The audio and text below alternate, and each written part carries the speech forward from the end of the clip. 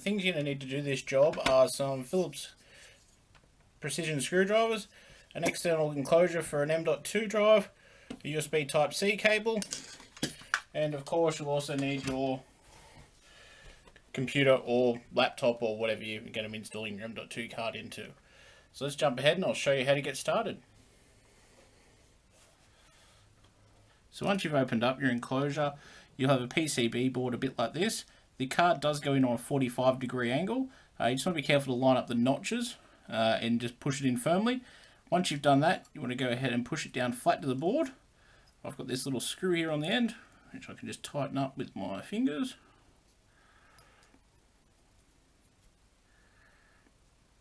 Which will hold it down flat.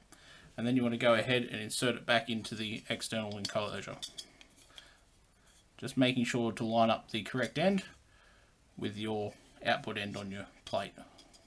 So once you've gone ahead and dropped your enclosure back in, you want to just pop on your end cap, making sure that you line up the hole with the LED indicator. So once you've gone ahead and put it back in, you want to pop your end cap back onto the top, put your screws back in, and you're good to go.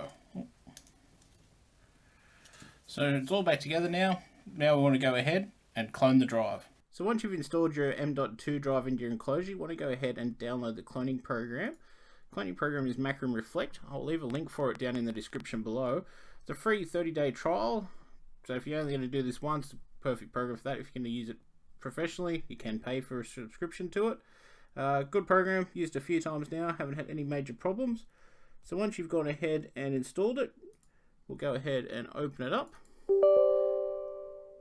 We'll ask you to agree to allow changes to your computer, which is fine. That's what we want it to do. And it will show up the drives that are currently connected to your system. So I've got my 1TB drive, I've got my new M.2 card, which I've already cloned for the process of this video. I've already cloned that. This is my old M.2, which is now in the enclosure. So you want to go ahead and click on the drive that you want to clone. So your source drive, clone this drive, select a destination disk. For the purpose of this, we'll use the old one, and then you want to go ahead and click finish. It will come up with a warning saying any data that is on the drive will be erased, which is fine. If it's a new drive, there shouldn't be anything on there anyway.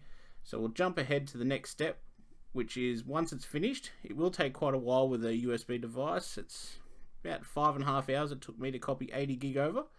I let it go overnight, woke up in the morning, it was ready to go. Once it's done, you'll have a completely mirrored image of your C drive, or whatever M.2 drive you're using it for actually. You'll be completely mirrored, and at that stage we're ready to shut down the computer and install the drive. So we'll go ahead and we'll do that now. So you just want to go ahead, on this model you only have to take out 2 screws, so one here and one here. You just want to take note that they are different sizes. So just make note of that when you do disassemble it, that there can be different size screws on both panels. I think in my case, this one over here is longer than the one on the right, or my right anyway, your left.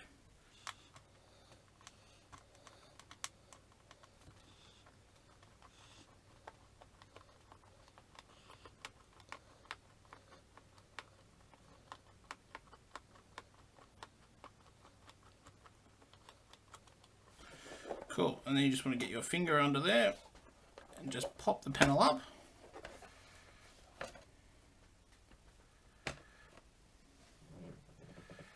And then that reveals your M.2 card.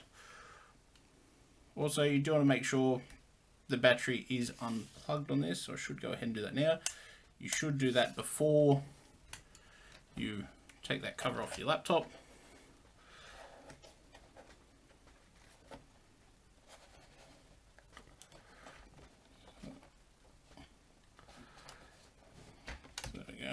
Battery out. So this is your M.2 card.